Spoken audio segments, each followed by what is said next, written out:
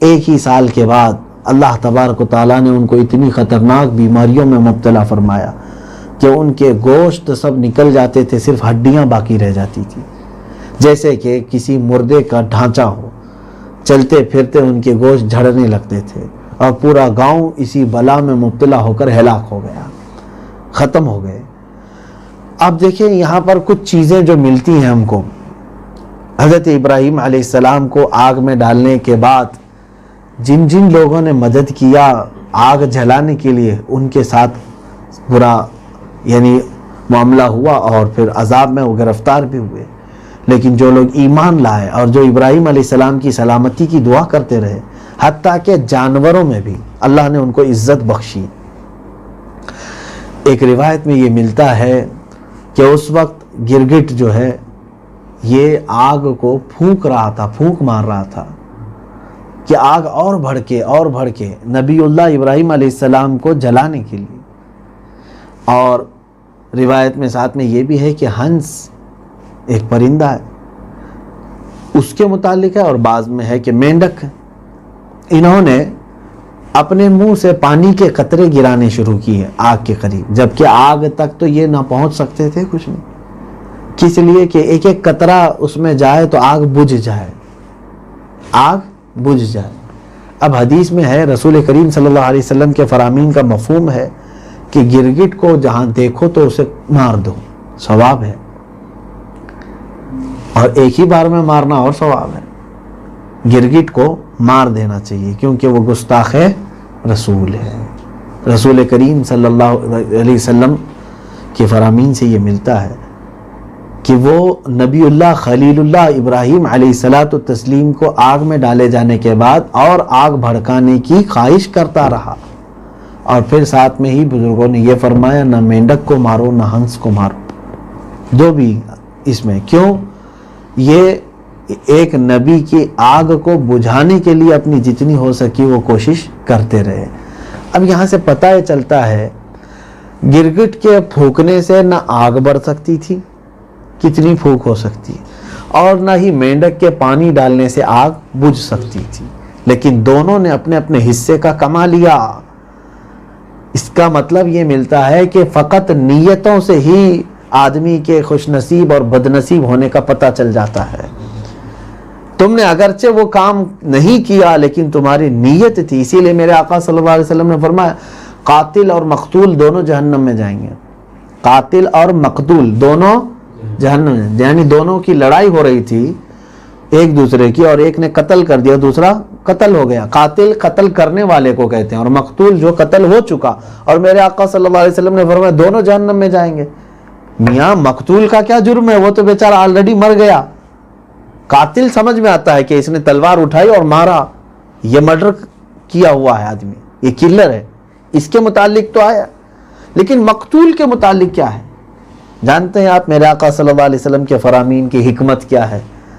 فرمایا اس لیے کہ اگر وہ زندہ ہوتا تو وہ بھی تو مارنے کی کوشش کر رہا تھا۔ یہ اور بات ہے کہ بدقسمتی سے مر گیا، لیکن اس نے بھی تو تلوار اٹھائی تھی۔ ہاں ایک وہ ہے جو ظلمن قتل ہو گیا ہے، یعنی وہ کسی کو قتل کرنے کا ارادہ نہیں کیا تھا، ظلمن مارا گیا ہے، تو اس کے متعلق یہ نہیں ہے کہ وہ دوزخ میں جائے۔ ان لوگوں کے بارے میں کہ دونوں آپس میں گتم گتا ہو گئے، یہ اس کو مارنا چاہ رہا تھا، وہ اس کو مارنا چاہ رہا تھا، لیکن ایک اس میں مر گیا، تو ان کے متعلق آ گیا وہ دونوں جہنم میں ہے۔ کیوں؟ اس نے بھی قتل کی ہی نیت کی تھی۔ اسی طرح میرے عزیزو آدمی کے بدبخت اور خوشبخت ہونے کے لیے اس کی نیتیں ہی کافی ہو جاتی ہیں۔ گرگٹ ہمیشہ کے لیے مردود ہو گیا اور وہ گستاخ رسول اور گستاخ نبیوں میں شامل ہوا۔ مینڈک ہو یا ہنس ہو، ان کے متعلق رحم کا معاملہ کرنے کا حکم آیا۔ اسی طرح سے بزرگوں نے یہ بھی فرمایا ہے کبوتر کے ساتھ اچھا معاملہ کریں۔ مکڑی کے جال اگرچہ ہم نکالیں لیکن مکڑی کو مارنے سے منع کیا گیا ہے، مکڑی کو نہ مارو، کیونکہ جب غار ثور میں میرے آقا صلی اللہ علیہ وسلم تشریف فرما تھے تو مکڑی نے جال بن کر کے میرے آقا کا دفاع کیا تھا، ڈیفنس کیا تھا۔ اگرچہ اس جال سے کون سا ڈیفنس ہو سکتا ہے؟ ہم لوہے کے کپڑے پہن کر کے نہیں بچ پائیں گے چاہیں تو، لیکن اس مکڑی نے اپنے ہلکے سے جال لگائے یعنی دفاع کے لیے، ڈیفنس کے لیے، اگرچہ وہ سب سے ہلکا گھر ہے لیکن اللہ رب العزت کی بارگاہ میں نیت دیکھی جاتی ہے۔ کبوتری نے وہاں انڈے دے دیے تھے، اگرچہ ان انڈوں سے اور اس مکڑی کے جال سے کسی دوسرے انسان کی چاہیں تو ہم حفاظت نہیں کر سکیں گے، لیکن ان لوگوں نے کافروں کے عزم کو اور ان کے حوصلے کو مات دے دیا۔ ان دو جانوروں نے کفار مکہ ڈھونڈتے ہوئے میرے آقا صلی اللہ علیہ وسلم کے قدموں کے نشان دیکھتے ہوئے غار تک پہنچ تو چکے تھے، لیکن غار میں کیوں نہیں داخل ہوئے؟ مکڑی کا جالا دیکھ کر، کہ اب یہاں مکڑی نے جالے لگائے تو شاید برسوں سے کوئی آیا نہیں ہوگا۔ تو آپ اندازہ کریں کبھی کبھار ہمارے مختصر سے کام ہمیں یا تو بہت خوشبخت بناتے ہیں یا تو بہت بدبخت بناتے ہیں۔ ہو سکے تو اچھی نیتیں رکھو، کسی کا برا نہ چاہو، ورنہ یہ ہوگا کہ بدبختوں میں تمہارا شمار ہو جائے گا۔ جیسے اللہ کے گھر مسجد کو تمہارا ایک سکہ، ایک روپیہ تم نے ڈالا ہے، نیت یہ کیا اللہ تبارک و تعالیٰ کا یہ مقدس گھر ہے، اس کی ترقی ہو تاکہ یہاں سجدوں سے لوگ آباد رہیں، دین کا نظام چلتا رہے، آپ نے ایک ہی روپیہ رکھا۔ جانتے ہیں آپ کہ ایک روپیے میں اس زمانے میں نہ مسجد کی کوئی چٹائی آتی ہے، نہ کوئی سیمنٹ، نہ پتھر، کچھ نہیں آتا، لیکن اللہ کی بارگاہ میں تمہاری وہ خلوص، وہ نیت کے ساتھ کا دیا جانا ایک روپیہ بڑا مقبول ہوتا ہے۔ لیکن اسی کے ساتھ تم نے نقصان پہنچانے کی کوشش کی، کوئی آ رہا تھا اس کو روکا، یہ سوچ کر کہ تم کو کچھ حسد تھا، دل میں کچھ کڑن تھی اس مسجد کے متعلق، تمہیں اسی وقت بدبخت کر دیا جائے گا۔ تمہارے ایک آدمی کے روکنے سے مسجد ختم تو نہیں ہوتی، لیکن تم ہمیشہ کے لیے اللہ کی بارگاہ میں مردود ہو جاؤ گے، تم ہمیشہ کے لیے اللہ کی بارگاہ میں بدبخت بنا دیے جاؤ گے، کیونکہ تم نے رخنہ ڈالنے کی کوشش کی۔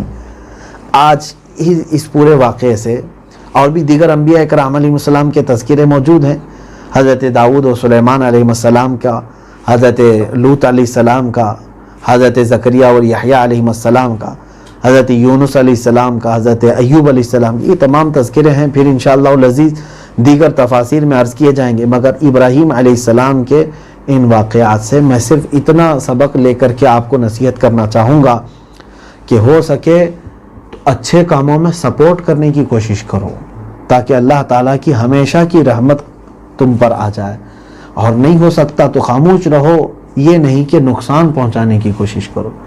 تمہارے دین کو نقصان پہنچانے کی خواہش سے دین کبھی ختم نہیں ہوگا۔ بڑے بڑے ظالم آئے، دین کو انہوں نے تباہ کرنے کی ہر ممکن کوشش کی، پورا شہر خون سے انہوں نے نہلا دیا مسلمانوں کے، پھر بھی دین ختم نہیں ہوا۔ تم سے بھی نہیں ہو سکے گا، آج جو لوگ اس طرح کے کوششیں کر رہے ہیں، تم سے بھی نہیں ہو سکے گا ختم۔ چنگیز، ہلاکو، بڑے بڑے ظالموں سے نہیں ہو سکا تو تم سے کیا ہوگا؟ لیکن یہ ہے کہ تم ہمیشہ کی اپنی بدبختی یہاں پر نقش کر کے چلے جاؤ گے، اللہ کی بارگاہ میں ہمیشہ بدبخت شمار کیے جاؤ گے۔ اللہ کریم ہم سب کو نیکیوں میں تعاون کرنے کی توفیق عطا فرمائے، اور دین میں رخ نہ ڈالنے، فساد اور فتنہ کرنے سے ہم سب کی مولا حفاظت فرمائے۔ اور اس سورہ میں حضرت سیدنا داؤد علیہ السلام اور حضرت سلیمان علیہ السلام کے متعلق ایک مختصر سا ایک واقعہ یہ آیا ہے کہ داؤد علیہ السلام اس وقت سلطان تھے، بادشاہ تھے، اور تمام لوگوں کے سردار تھے۔ اس وقت آپ کی بارگاہ میں دو لوگوں کا مقدمہ آیا، ایک بکریوں والا تھا اور ایک کھیتی والا تھا۔ دونوں یہ معاملہ لے کر کے آئے کہ بکریوں والے نے بکریوں کو چھوڑا تو وہ کھیتی پوری چر گئی، کھیتی چر گئی، اور کھیتی والا جو ہے وہ حضرت داؤد علیہ السلام کے پاس آیا اور کہا کہ میں میرا حق چاہتا ہوں کہ اس کی بکریاں میرا کھیت چر گئی۔ کھیتی والے نے کہا میں تھا ہی نہیں بکریوں کے پاس، مجھے پتہ ہی نہیں ہے میری بکریاں کب گئی اور کب کھیت چر گئی، میں کیا اس کو دوں؟ حضرت داؤد علیہ السلام نے حکم دیا کہ بکریاں کھیتی والے کو دے دی جائیں، تاکہ کھیت کا جو نقصان ہوا ہے وہ بھرپائی ہو جائے۔ تو اب یہاں بکری والا کیا کرے گا؟ اس کی تو پوری بکریاں چلی گئیں۔ حضرت داؤد علیہ السلام نے یہ فیصلہ تو کر دیا۔ فَفَهَمْنَاهَا سلیمان، اللہ تعالیٰ فرماتا ہے ہم نے سلیمان علیہ السلام کو علم اور فہم زیادہ عطا کیا تھا۔ اس وقت حضرت سلیمان علیہ السلام محفل میں تھے، سلیمان علیہ السلام کون ہے؟ داؤد علیہ السلام کے بیٹے ہیں. آپ کی عمر شریف 11 سال کی تھی اس وقت. صرف حضرت سلیمان علیہ السلام نے کہا اس میں ایک اور راستہ نکل سکتا ہے، فیصلہ ایسا ہو کہ دونوں کا بھلا ہو سکتا ہے.